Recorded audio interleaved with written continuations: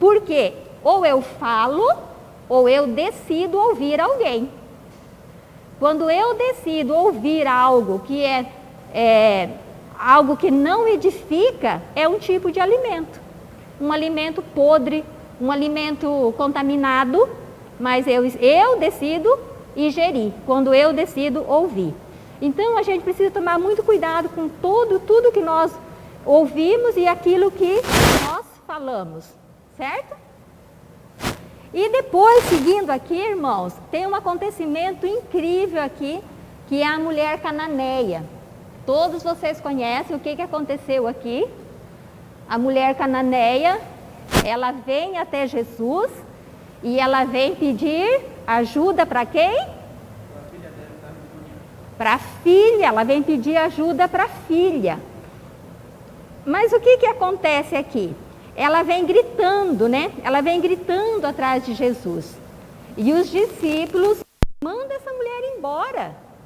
Porque eu penso assim que na cabeça deles, eles deveriam até ter pensado assim, ela é uma cananeia. O que significa ser uma cananeia? Ela não é uma das nossas. Ela não é daqui, Senhor. Ela não é da nossa localidade. Ela não é da nossa nação. Ela é uma cananeia. Qual que é o problema de ser cananeia? Qual que é o problema? Todos vocês, eu acredito que conhecem. Quem não conhece, pesquisa na internet. Mas só para dar uma clareada aqui, Noé teve aquele episódio lá que ele se embriagou e o filho, né, Cã, viu o pai, a nudez do pai, e por conta disso, o pai amaldiçoou Canaã. E o filho de Cã é Canaã. Então, toda a nação foi amaldiçoada junto. E essa mulher vem dessa linhagem. Aí por isso que quando os discípulos a viram, os discípulos já disseram, Senhor, despede ela. Ela é uma cananeia, imagina. E os cananeus, eles eram conhecidos porque eles eram um povo que eles tinham muito pecado. Era uma nação que eles tinham sacrifício de crianças.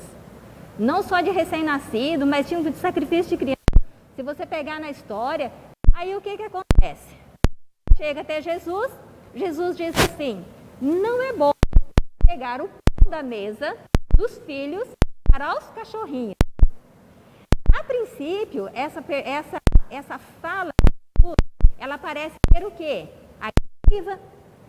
Não parece ser agressiva? Só que nosso Senhor, Ele usa todas as situações para nos curar e para resolver um problema que estava ali diante dele. Por que ele fala que ele usou essa situação para curar? Porque ele sabia que aquela mulher era amaldiçoada, inclusive os discípulos. E os discípulos estão ali diante de Jesus e eles não estão entendendo. Se é Jesus, por que ela não pode chegar e pedir para ele? Porque agora nós estamos no tempo da graça, né? Então, assim, eles também pensavam como todos os outros.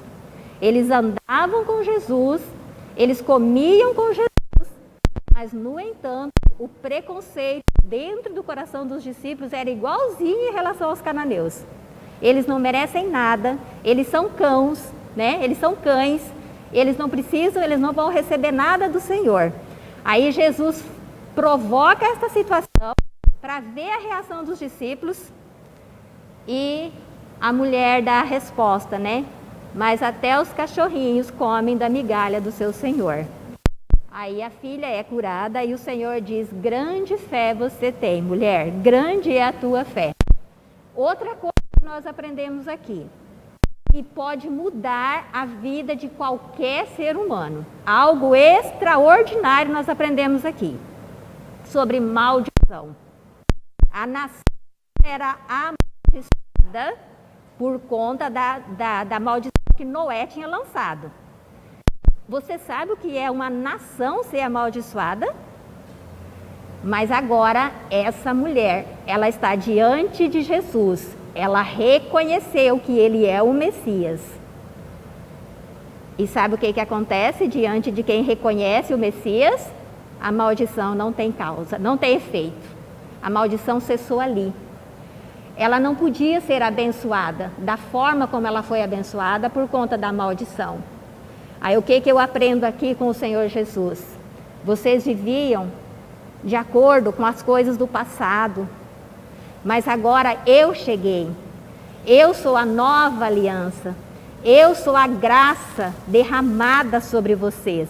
Aquele que vier a mim, mas é pessoal. É pessoal. Você precisa chegar até Jesus.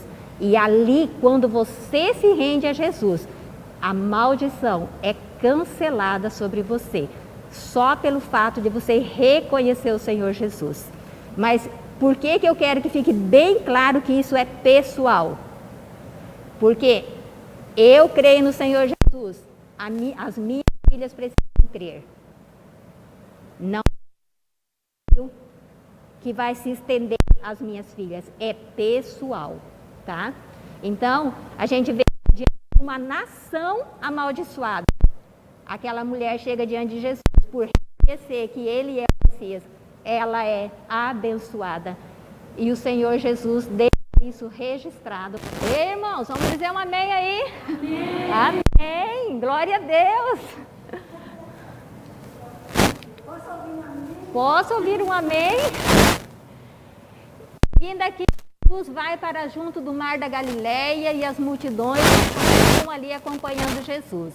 E no meio dessa multidão tem coxos, cego, aleijado, mudos e muitos outros. E Jesus os curou. E seguindo aqui, a gente tem uma outra multiplicação de pães. Qual foi a outra que nós já estudamos? A multiplicação dos 5 pães, né? E aqui nós temos a multiplicação de 7 pães e alguns peixes. E o Senhor Jesus alimenta aqui 4.000 homens, além de mulheres e crianças. E sobraram ainda, de todos esses alimentos, sobraram 7 cestos cheios. E o que nós vemos aqui? O Senhor Jesus, ele se importava com a multidão. Ele curou os doentes e ainda alimentou a multidão. Porque às vezes a gente tem uma tendência a não ter esse olhar de compaixão para aquele que não dá uma resposta para nós. Nós temos ou não temos isso? Nós fazemos algo para uma pessoa e queremos uma resposta positiva. De tudo que nós já estudamos, a multidão dava uma resposta positiva para Cristo? A multidão não dava. No entanto, o Senhor Jesus se compadecia dela. Dava alimento, curava os doentes e ainda dava o alimento a eles. E aqui nós chegamos no capítulo 16. E aqui vem, novamente os fariseus e os saduceus, e eles vêm o quê? Pedir um sinal do céu para Jesus.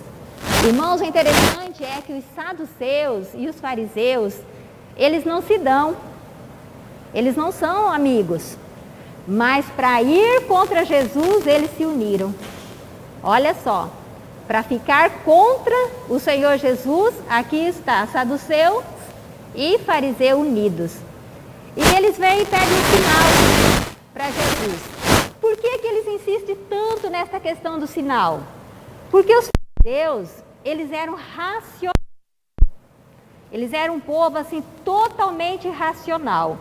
Por isso que eles precisavam de uma prova, né? Você é o Cristo? Quem você é? Então dá uma prova aí para nós. Aí o Senhor Jesus já respondeu e responde novamente.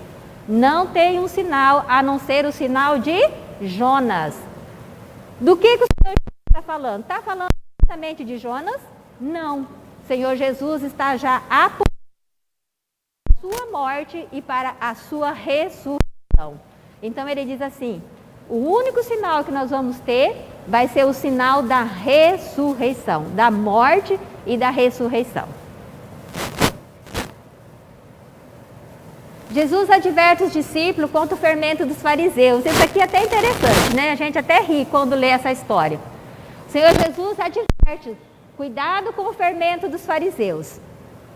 E o que nós temos aqui? Os discípulos, eles estavam em uma missão, e os discípulos não levaram pão. Eles saíram, não levaram alimento.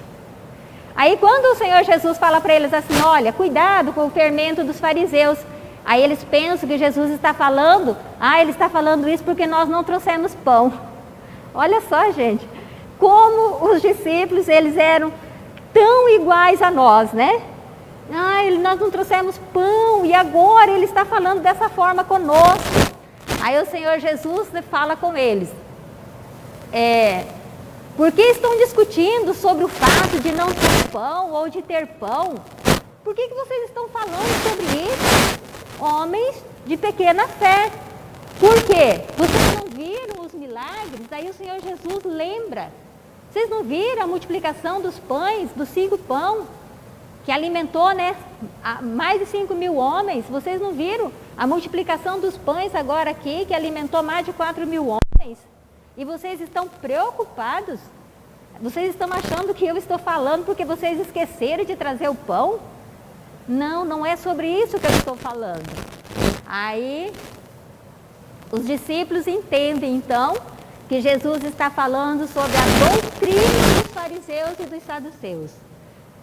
Ou seja, o fermento aqui, ele é o entendimento dos fariseus e dos saduceus. Então, o que Jesus está dizendo para os discípulos? Cuidado com o entendimento dos fariseus e dos saduceus. Tinha acabado de fazer ali o milagre da mulher cananeia.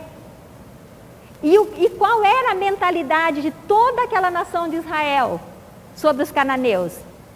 Que eles eram amaldiçoados, que eles não eram dignos de receber um favor de Deus.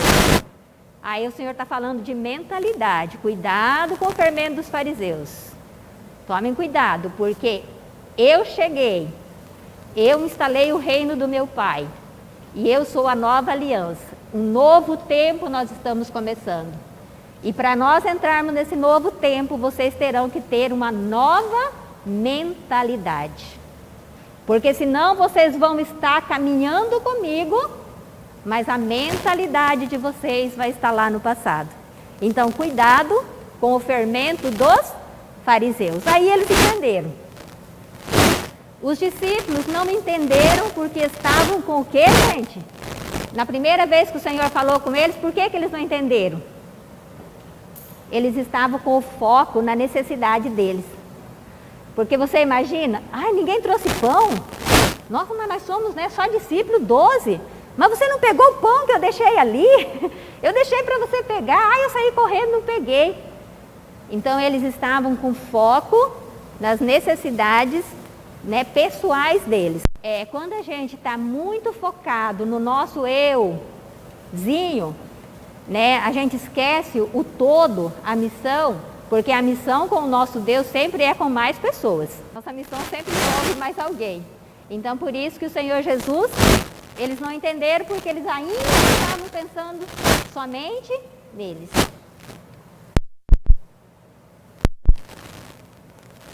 Aí o Senhor Jesus, né, faz uma pergunta assim para os discípulos. E quem os outros dizem que é o Filho do Homem? Olha só, gente. O que estão falando aí a meu respeito? O Senhor Jesus faz uma enquete, né? O que estão falando? Quem dizem que eu sou? Aí eles responderam, olha, alguns dizem que o Senhor é João Batista, outros dizem que o Senhor é Elias, e outros dizem que o Senhor é Jeremias ou alguém dos profetas. A resposta que eles dão ali é uma resposta das pessoas que olhavam para Jesus e comparavam Jesus com aquilo que eles conheciam. Por que eles citaram João Batista? Porque eles comparavam, olhavam para Jesus e comparavam alguma coisa com João Batista. Então pode ser João Batista. Comparava com Elias e comparava com os profetas. Mas daí o Senhor Jesus provoca os discípulos. Então, quem não anda comigo, quem não se relaciona comigo, para dizer que me conhece, me compara com alguém. Mas você que anda comigo, quem eu sou? Gente, é diferente, não é? É muito diferente isso. Aí, o que acontece, irmãos? Acontece o maior milagre, né? Pedro é o primeiro a ter a revelação. O Senhor é o Cristo, o Filho de Deus vivo. E o que mais o Senhor Jesus diz? E essa revelação não foi homem quem te deu. Ou seja, você não conseguiu comparar com ninguém. Essa revelação foi o meu Pai quem te deu. Foi o meu Pai que revelou para você que eu sou o Cristo, o Filho de Deus. Irmãos, aqui inicia uma nova história. Aqui inicia, irmãos, a nossa história, a igreja, né? Porque em seguida, o que o Senhor Jesus diz? Você é Pedro, e sobre esta pedra edificarei a minha igreja. E as portas do inferno não prevalecerão contra ela. Darei as chaves do reino dos céus. O que você ligar e o que você desligar na terra terá sido ligado ou desligado nos céus.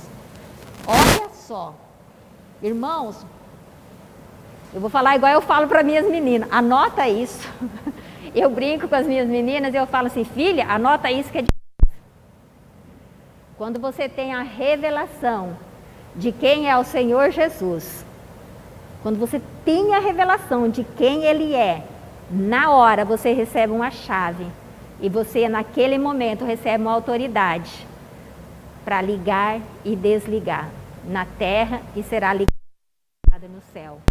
É através dessa revelação, através desta unção que entra em você, que entra no Espírito, na hora que você crê, eu sei quem é o Senhor Jesus, eu sei quem Ele é. Irmãos, isso é tremendo, isso é maravilhoso, porque a partir daquele momento que você conheceu o Senhor Jesus, você creu quem Ele é, sabe quem Ele é, creu nele. O reformador né? O reformador, por que ele rompe, né, com o sistema? Por conta disso. Agora nós somos livres, nós temos ligação direta com o Pai por meio do Senhor Jesus. Nós estamos livres do sistema. E livre do sistema mexe com o que, irmãos? Com a finança. Mexe com as finanças, tá? Então vamos seguindo.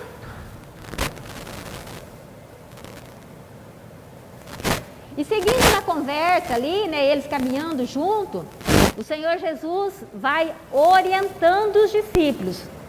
Olha, eu vou chegar em Jerusalém, eles vão me levar, eles vão me matar, eu vou morrer, eu vou ser sacrificado, mas no terceiro dia eu vou ressuscitar. Irmãos, quando você vai lendo os evangelhos, você vai vendo Jesus falando isso com os discípulos. Por quê? Porque o Senhor Jesus não quer que os discípulos sofram uma decepção. Por isso que Ele vem cuidando do emocional deles. Irmãos, isso é lindo. Isso é extraordinário. O nosso Senhor Jesus se preocupa com o nosso emocional. Ele está andando com os discípulos e os discípulos estão com Ele. E você vai ver, de repente novamente ele dá essa orientação. Olha, nós estamos indo para Jerusalém. Quando chegarem em Jerusalém, eu serei levado, eu vou ser sacrificado, eu vou morrer, mas no terceiro dia eu vou ressuscitar. Cuidando, irmãos, zelando. E com tudo isso, com todo esse cuidado do Senhor, quando o Senhor Jesus, né, aconteceu dele morrer, nós sabemos o que aconteceu com os discípulos, né? Eu tenho até uma ministração que fala sobre isso, o que aconteceu com os discípulos. E daí aqui, Pedro, acontece algo, irmãos, aqui, olha, o que Pedro faz, né? Quando o Senhor diz que vai morrer, Pedro diz, não, ele chama Jesus em particular, olha a ousadia, ele chama Jesus em particular e fala assim, não, Senhor Jesus, o Senhor não vai morrer. Mas o que representa essa atitude de Pedro? É o amor que ele tinha pelo Senhor. Era o amor, ele queria ficar com o Senhor, não queria que o Senhor sofresse. Era um zelo que ele tinha. E o que é que o Senhor Jesus diz? Para trás de mim, Satanás, saia da minha frente. Irmãos, aqui é algo que nós temos que tomar muito cuidado. Porque às vezes, pelo apego que nós temos às pessoas, nós ou não fazemos ou não queremos que alguém faça aquilo que é proposto para ela fazer. Pelo apego. E o que é que o Senhor Jesus disse? Para trás de mim, Satanás. Então, aqui a gente também já vê uma pontinha do anticristo. É uma mentalidade. É uma mentalidade de que andar com Cristo é só sofrimento. Não tinha algo extraordinário depois da cruz. Porque é isso que Pedro está achando, né? Ele só vai sofrer. Para que sofrer? Mas a glória estava depois da cruz. Então, assim, a gente tem que tomar cuidado com isso no nosso dia a dia. Com quem nós conversamos, principalmente com os nossos filhos, com aquelas pessoas que nós temos, né, contato mais próximo. Às vezes a gente fala assim, não, você vai sofrer demais. Não, por que você vai na aula do sábado às 2h da tarde? Você não precisa disso. Quem é que tem coragem de dizer para trás de mim, Satanás? Não dá, né, irmãos? Não dá para falar, porque se falar, a pessoa... Eu sou internada. Exatamente. Eu também. Então não dá para falar, mas a gente, aqui entre nós temos um segredo, então, nós sabemos, tá? Nós sabemos, só nós sabemos. Quando alguém falar dessa forma, a gente dá um sorriso para ela, fala assim, você é amada do Pai. Amém? Jesus sai da minha... Quando Jesus fala com ele, né? Se alguém quer vir após mim, negue a si mesmo, tome a sua cruz e siga-me. É a orientação do Senhor. E depois o Senhor fala a respeito de perder e achar a vida. E o Senhor orienta assim, que aquele que quer proteger, aquele que quer guardar a sua vida, esse perde. E aquele que não se incomoda com a sua vida, que não está preocupado em perder a sua vida para andar com Cristo, esse ganha. Olha que coisa extraordinária. Então, assim, aquilo que você não quer perder, entrega para Cristo. Isso eu aprendi há muito tempo, é um princípio. Aquilo que é muito importante para você, entrega ao Senhor, porque daí você não perde nunca. O que o Senhor pode fazer se for algo que não é tão extraordinário, o Senhor pode até melhorar para você, tá? Só para te abençoar. E o Senhor Jesus também está orientando os discípulos que a caminhada não vai ser fácil. Diferente do que alguns hoje ensinam, né? Venham para Jesus que a sua vida vai ser, todos os seus problemas serão resolvidos, porque Jesus é amor, de fato é. Mas não é esse o evangelho do reino. O evangelho do reino tem a cruz. Sempre nós aprendemos isso. O evangelho do reino tem a cruz. E a glória está depois da cruz.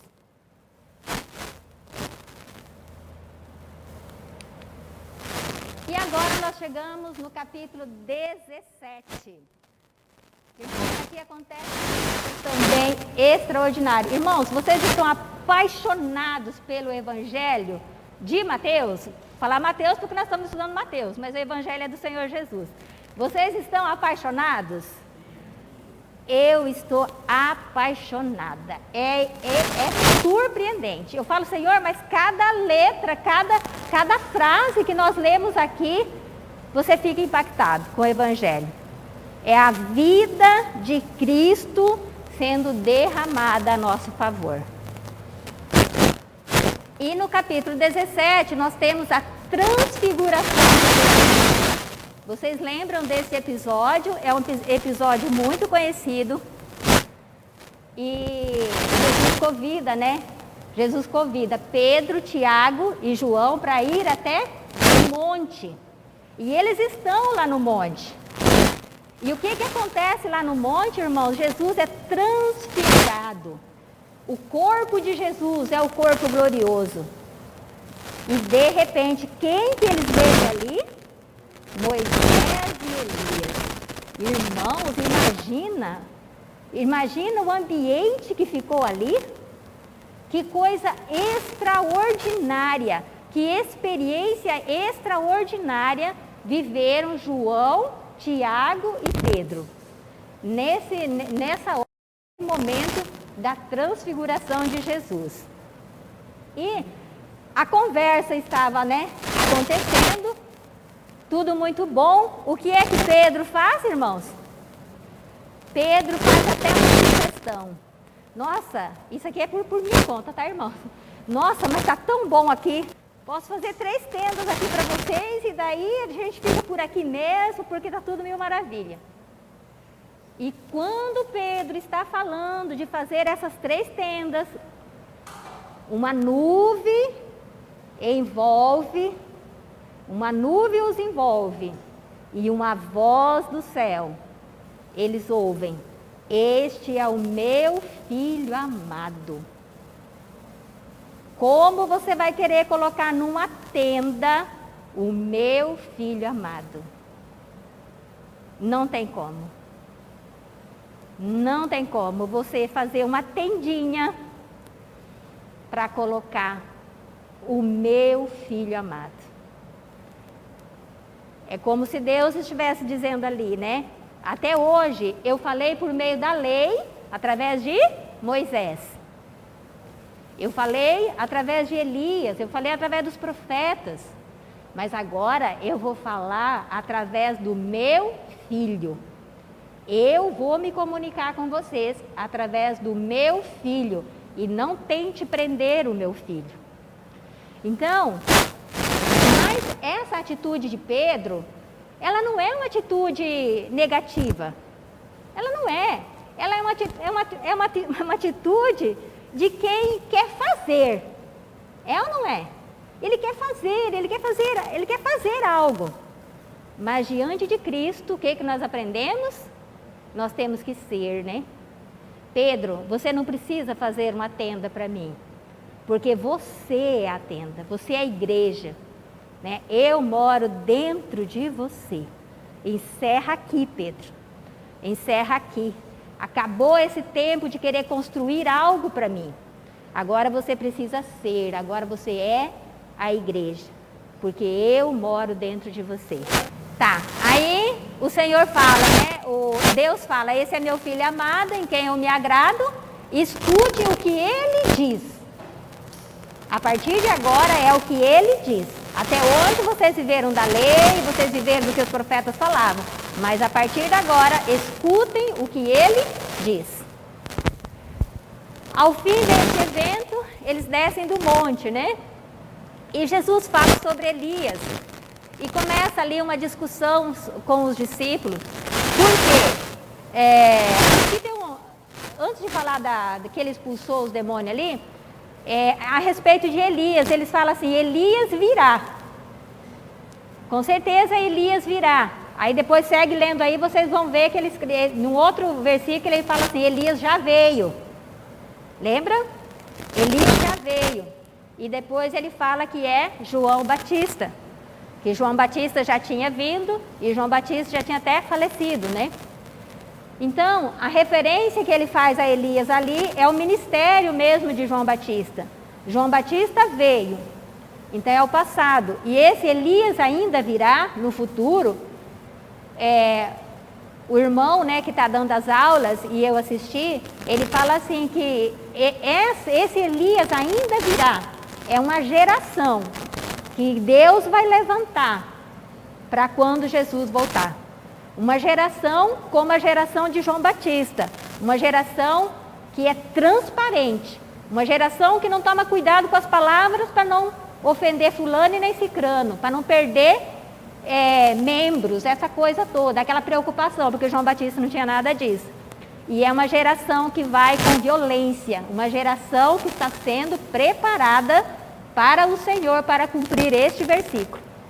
Tremendo, irmãos? Então tá. Aí os discípulos não conseguiram expulsar o demônio, Porque surgiu ali uma questão. O pai trouxe um menino É isso mesmo, irmão, que está aí? O pai trouxe um menino que caía no fogo e os discípulos não conseguiram expulsar o demônio. Aí os discípulos vão perguntar para Jesus, por que nós não conseguimos expulsar os demônios? E Jesus fala da pequenez da vossa fé. E seguido depois o versículo aí, ele fala que esse demônio, ele só sai com jejum e oração. Mas aqui tem um detalhe. A gente sempre tem a tendência a dizer assim, é até um jargão. A gente fala assim, tem demônio que só sai com jejum e oração. Mas prestem atenção no texto. O que foi que Jesus falou? Por que eles não expulsaram, irmão? Por causa da fé. Por conta da pequenez da vossa fé. Então, esse jargão, tem demônio que só sai com jejum e oração, é um jargão. Porque o Senhor Jesus, ele disse assim, vocês não me expulsaram por causa da pequenez da vossa fé. Mas como que nós entendemos então a questão do jejum e da oração? O jejum e a oração, elas desenvolvem a nossa fé. Elas fortalecem a nossa fé. Isso sim, tá? E a gente sempre ouviu errado, né? Mas o texto é bem claro que foi por conta da pequenez da fé. É o versículo 20, tá?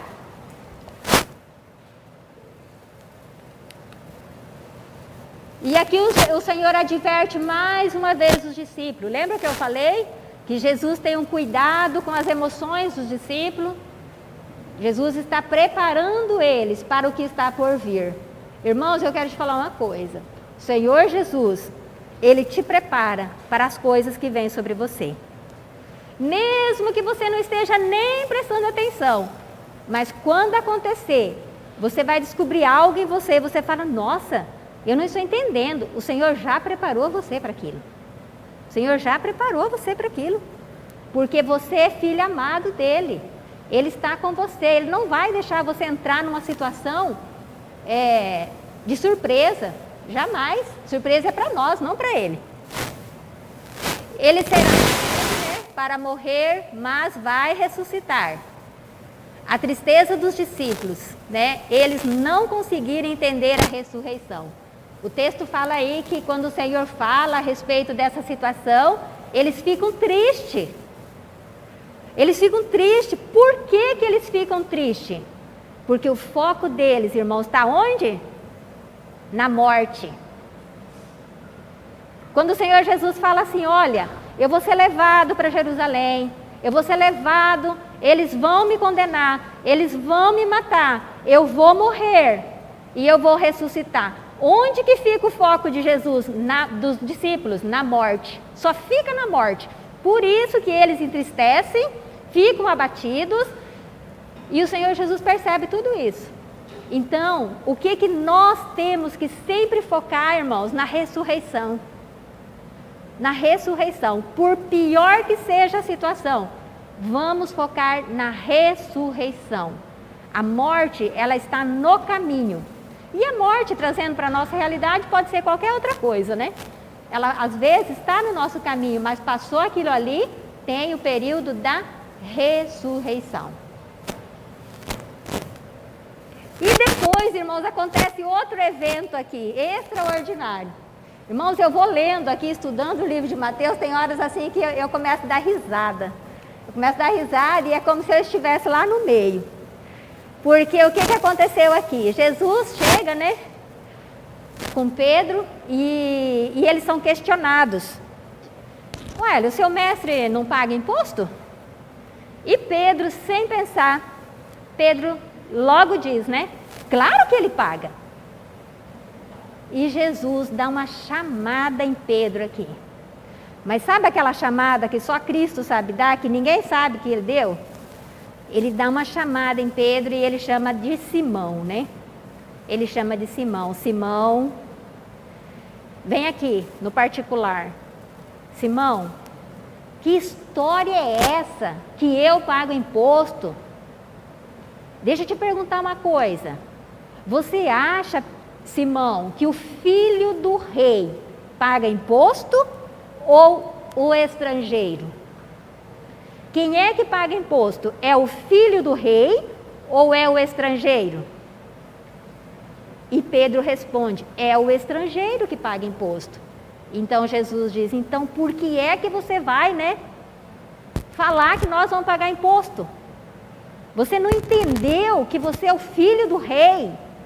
Você não entendeu que você é filho do rei dos reis. Aí o que é que o Senhor Jesus diz? Já que você falou para não escandalizar, vá lá pescar, pega o peixe, abra a boca do peixe, tire a moeda e pague o meu imposto e o teu imposto. Olha o zelo do Senhor. Mas o que é que o Senhor disse aqui bem claro? Os filhos do reino não deveriam pagar. O Senhor levou Pedro a entender que como filho do rei, ele não precisava pagar o imposto. Mas para não escandalizar, você paga. Para não escandalizar, você vai lá e paga. E aqui, a gente aprende uma outra coisa. De onde que veio a provisão para pagar? Veio da profissão de Pedro. Pedro não era um pescador? Jesus não fez dele pescador de homens, né? Aí na hora que ele precisou do recurso, Jesus falou para ele assim, agora você vai lá, né? Você vai lá, pesca novamente, para que a gente tenha o recurso. O que nós aprendemos aqui? Os recursos para o reino de Deus, os recursos para a missão, elas vão estar nas nossas profissões.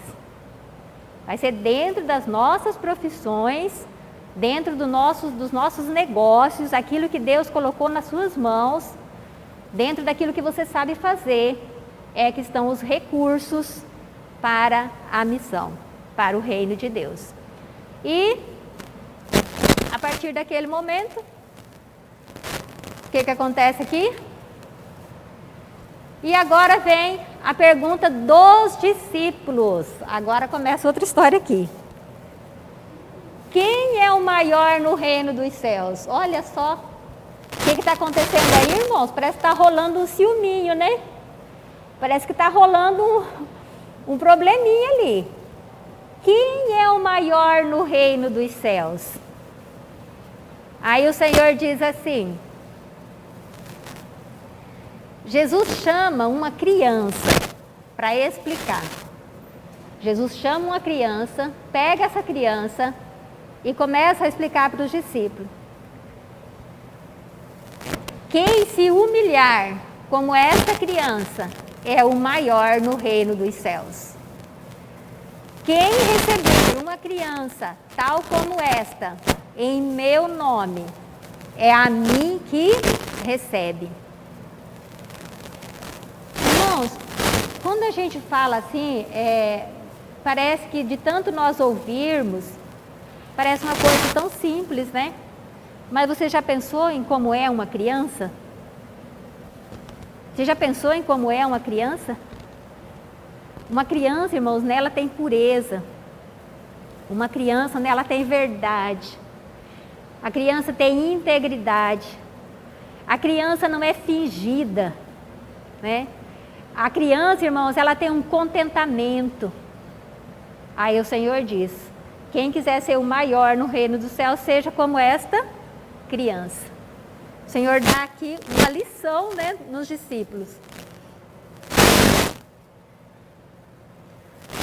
Quem fazer um destes pequeninos que creem em mim tropeçar, seria melhor que fosse uma pedra, que colocasse, né, uma pedra pendurada no pescoço e fosse afogado no mar.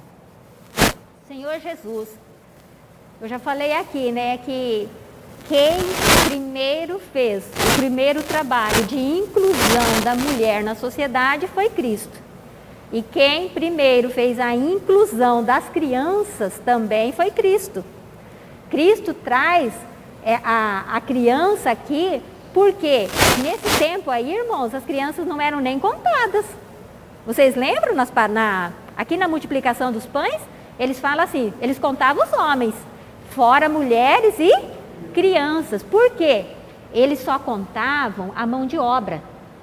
Eles só contavam, por exemplo, os homens que produziam e os homens que iam para a guerra. Mulher, criança e doente e inválidos não vão para a guerra. Então esses não eram contados. Mas o Senhor Jesus pega exatamente esses excluídos. Aqui as crianças, mas o Senhor já trabalhou muito, né, inserindo as mulheres e vocês sabem disso. E agora aqui são as crianças. E quando nós lemos aqui que ele fala que quem fizer mal a um destes pequeninos, era melhor que tivesse pendurado uma corda, que fosse pendurado, né? Não é que tivesse não, é que fosse pendurado. Uma pedra e ele fosse afogado no mar. Ou seja, Deus está olhando para o que nós fazemos com as crianças. Isso é algo muito, muito, muito sério. Mas muito sério. Sabe por quê? Quando você toca numa criança, o que o Senhor disse? Das crianças é o reino dos céus. Então, quando você toca numa criança, você tocou no reino dos céus. Você mexe com o Senhor de uma forma que, por isso ele deixou escrito isso aqui. Vou falar a verdade para vocês, irmãos. Quando eu vejo essas coisas, eu fico muito temor no meu coração. Se sua mão... depois eles entram nesse assunto aqui, olha. Se sua mão, seu pé, seu olho fizer você tropeçar, o que o Senhor diz? Corte e lance fora. O que o Senhor está dizendo para eles? Que as mãos, irmãos, o que representa a minha mão? Eu não estou segurando essa canetinha aqui, eu estou segurando, né? Então, tudo que eu tocar, se aquilo que eu tocar com as minhas mãos me faz pecar, é melhor eu tirar a minha mão. E depois ele fala dos pés, né? Ele diz assim, se o teu pé te faz tropeçar, ou seja, onde eu vou, onde os meus pés me levam, se onde os meus pés me levam me fazem tropeçar, é melhor arrancar. E depois ele fala dos olhos. Então, aquilo que eu vejo, se aquilo que eu vejo me faz, né, tropeçar no reino de Deus, é melhor eu eliminar da minha vida. Eliminar. Quando o Senhor fala aqui de cortar, às vezes, né, alguns, de vez em quando a gente escuta algumas notícias, né, que as pessoas foram ao extremo. Mas na verdade o Senhor está dizendo assim, você tem que ser radical com o pecado. Você tem que ser radical com aquilo que faz você tropeçar. Você tem que eliminar da sua vida. Eliminar. Tira isso da sua vida. Por quê? Porque senão a gente, uma hora ou outra, a gente pode tropeçar e teremos as consequências por esse tropeço, né? E agora aqui em Mateus 18. E ele diz ali, né, que o Filho do Homem veio salvar o que estava perdido. Quem é o perdido, irmãos? Todo aquele que está desligado de Deus. Todos que estão desligados de Deus são os perdidos. Ou seja, todo aquele que ainda não entregou a sua vida a Jesus. E daí ele conta aqui a parábola das 100 ovelhas. E ele diz, né, que se você tem 100 ovelhas e uma se desgarra, o que é que você faz? Você deixa as 99 e você vai para buscar essa que está desgarrada. E o que nós vemos aqui?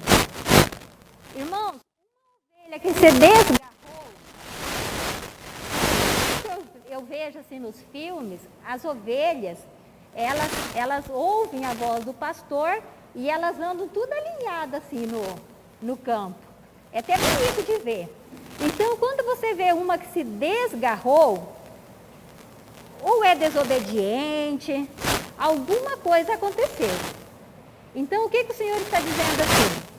Se você tem 100 ovelhas e uma se desgarrou, seja lá pelo qual motivo foi, vá atrás dela.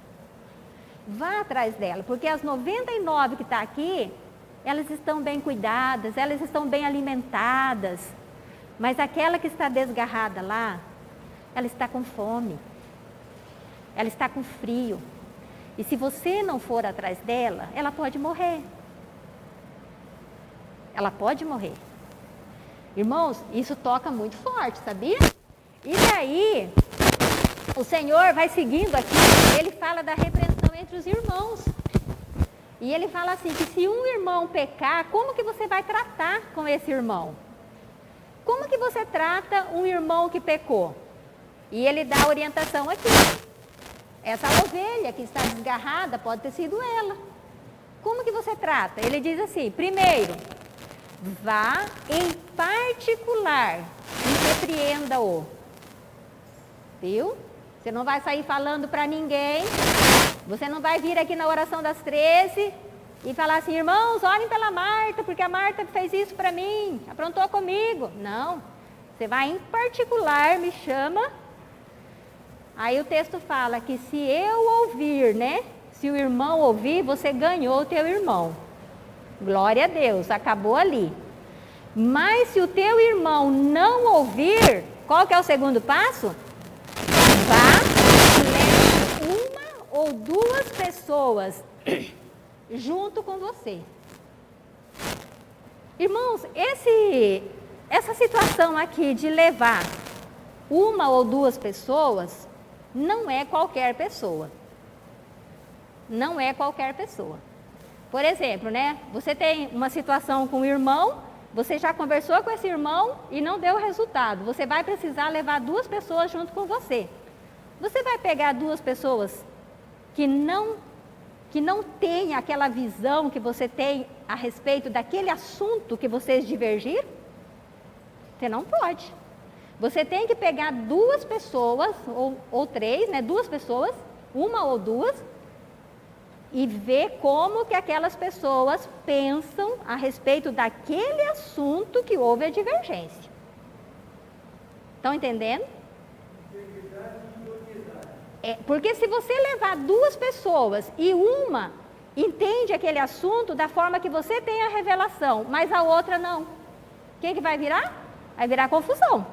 Então, na hora de escolher também, você precisa tomar esse cuidado, de levar essas duas pessoas para conversar. E se a pessoa ouvir, tudo bem, mas se ela não ouvir, exponha o assunto à igreja. Esse expor o assunto à igreja, irmãos, não é você chegar na reunião de sábado à noite ali e colocar o assunto para toda a comunidade. Levar o assunto à igreja, você procura a liderança da igreja, em particular. Você procura a liderança da igreja, os líderes da igreja, e coloca a situação. Olha, eu já conversei, eu já levei uma ou duas testemunhas. Irmãos, aqui tem um princípio. A gente só pode ir na liderança depois de passar por essas duas fases. O que é que na maioria das vezes acontece? A primeira coisa que a pessoa faz é ir falar com a liderança. Vai falar com a liderança. Parece que a pessoa não quer resolver, parece que ela quer expor o outro. Então, tudo isso é aprendizado para nós, né? Nós podemos falar com a liderança. Eu vou falar com o líder. Opa, mas espera aí, o Senhor Jesus disse que primeiro eu converso em particular, depois eu chamo duas pessoas, em terceiro lugar é que eu vou com a liderança. E se com a liderança não funcionar, aí tem a quarta, não considere mais como irmão. Interessante, irmão, aqui é que esse fato de você falar para a pessoa que você não vai considerá-la mais como irmão, não é para excluir. É para dar um choque na pessoa. É mais uma tentativa dessa pessoa voltar. Nunca é a ideia de rejeição. Sempre é a ideia, nossa, nós já fizemos os 3 passos, agora nós vamos para o 4º passo. Olha, eu não vou poder mais considerar você como irmão ou como irmã. É para que essa pessoa leve um susto, caia em si e diga, meu Deus, o que eu estou fazendo? Eu não quero perder você como irmão. Irmão, se isso acontecer, glória a Deus, porque daí você ganhou seu irmão. Então, sempre tudo isso é tentativa de trazer de volta, né? Não é de exclusão. Aí, seguindo aí, Jesus fala da concordância, né? Que se dois concordarem, e ele fala que aquilo que você ligar e aquilo que você na terra será ligado ou desligado no céu. Então, Jesus está ensinando aqui na sequência a respeito da concordância no reino de Deus. Irmãos, viram o quanto nós precisamos um do outro? O quanto nós precisamos uns dos outros, irmãos? Nós precisamos demais. Eu ainda oro com meu esposo, né? Porque nós aprendemos isso com o João Kennedy e com a Luciana no curso de Casados para Sempre. E desde quando nós fizemos o curso, eu e o meu esposo, nós oramos juntos. Na nossa oração sempre é em concordância. Sempre, sempre, sempre. Primeiro a gente conversa, entra num acordo, aí nós oramos. Sempre. Aprendemos isso e trouxemos para a nossa vida. Para a glória de Deus. Então, aí o Senhor fala, né, dessa situação aqui. Então, nós precisamos ter companheiros de oração, né, irmãos? Nós precisamos ter companheiros de oração.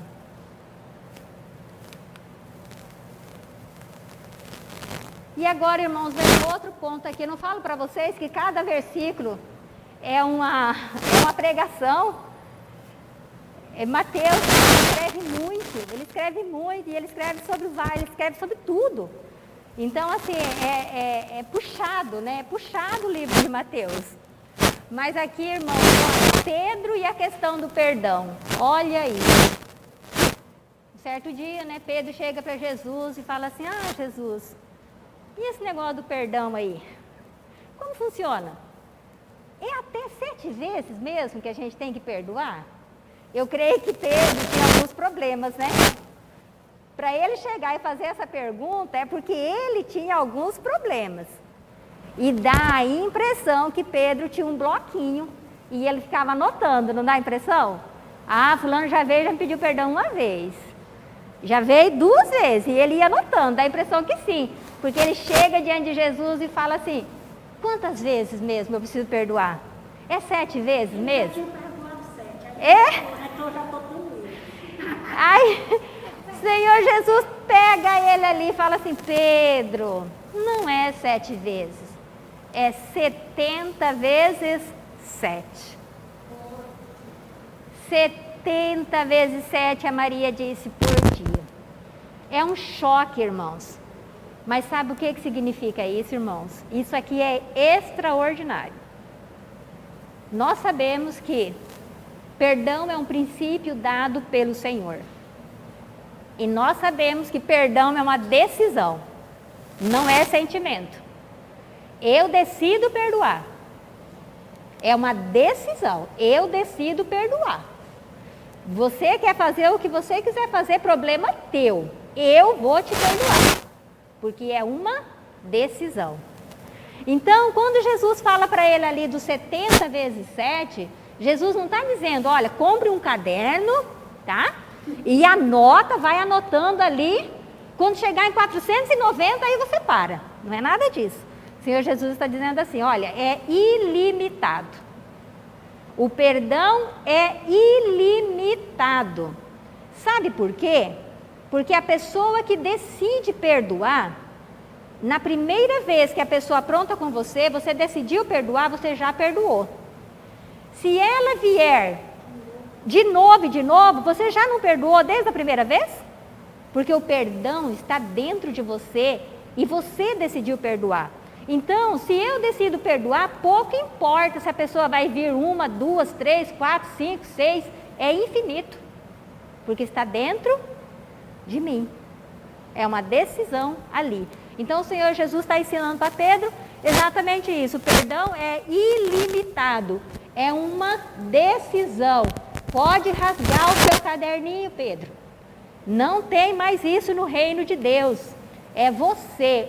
A questão do perdão ali, que o Senhor Jesus está tratando, é com aquele que está perdoando. Esse tratamento aqui, vocês Concordam comigo que o Senhor está tratando com o perdoador. É com aquele que está perdoando. Irmãos, aí você leva para Cristo. Cristo perdoou você lá de todos os teus pecados. Quantas vezes Ele te perdoou? Quantas vezes Ele foi para o sacrifício? Uma única vez. O Senhor Jesus, Ele te deu um perdão que apagou, que te perdoa de todos os pecados. Agora, quantas vezes nós vamos até Cristo? Né? A gente, Senhor, me perdoa, Senhor, me perdoa. A gente vai, mas Ele já perdoou. Porque o perdão está dentro dele, faz parte da natureza dele perdoar e Ele já perdoou. Não é que o Senhor Jesus te perdoa hoje.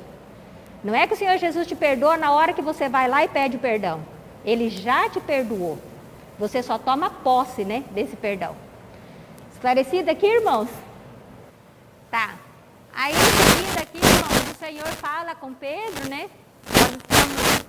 O Senhor está dizendo para ele assim, nós estamos numa nova dimensão, Pedro. Nós estamos na nova aliança.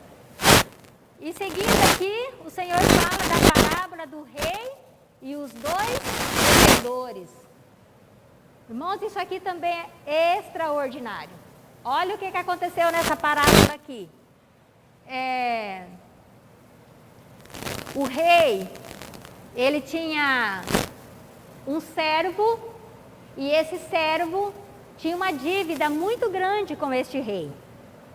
Uma dívida muito grande. Me parece que o texto fala de 10 mil talentos, né? Denário, alguma coisa assim. 10 mil talentos, eu acho que é. Deixa eu confirmar aqui. E daí, o que aconteceu aqui? Esse servo não tinha condições de pagar essa dívida. E o rei fala com ele, olha, entrega sua esposa, entrega sua mulher, entrega seus filhos, entrega tudo que você tem, mas você me paga. Você me deve, eu quero receber. Senhor, pelo amor de Deus, misericórdia, porque eu não tenho esse dinheiro. Eu não tenho condições de pagar. Conclusão. É talentos? 10 mil talentos, né? Olha aí, obrigada, irmão. Olha só o que acontece. O rei perdoa a dívida deste devedor. O rei perdoa os 10 mil talentos. Irmãos, é muito dinheiro naquele tempo. Mas é muito dinheiro naquele tempo. E o Senhor, o rei, resolve perdoar esse rapaz. Seguindo o texto aqui, esse servo, ele tinha um conservo. Está entendendo? Ele tinha um que trabalhava para ele. Trabalhava para ele não, que devia para ele.